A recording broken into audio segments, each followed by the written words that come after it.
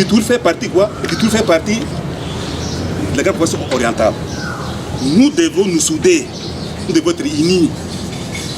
Nous devons faire un front commun au niveau politique, au niveau social et aussi au niveau économique.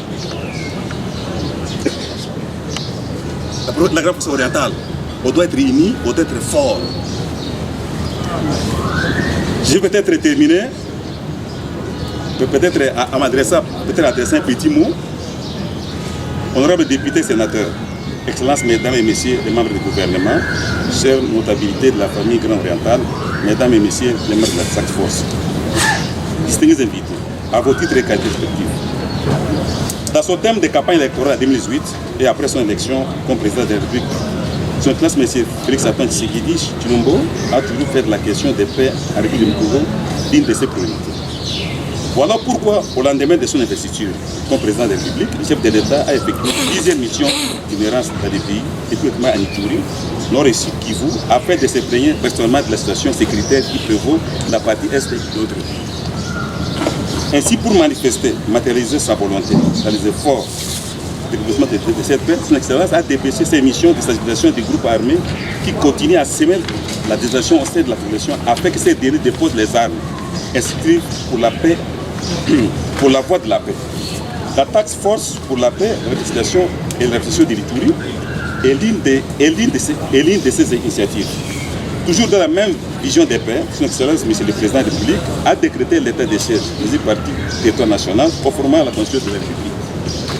Pour plus d'efficacité et de soutien des pays amis, le chef de l'État a autorisé la mutualisation des forces entre les FARDC et l'UPDF afin de combattre ensemble les ADF Nalou, groupes armés étrangers et auteurs de crimes graves à RDC. Le programme de désarmement de mobilisation relève du règlement communautaire de stabilisation PDCS a été également mis en place afin de concourir à la stabilisation d'une paix durable.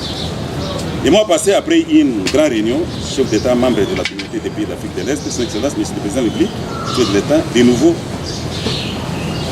a de nouveau tendu la main aux groupes armés actifs à l'est de notre pays pour qu'ils saisissent l'opportunité leur offerte afin de cesser avec l'activisme. La paix a été prise. Nous devrons s'y engager tous.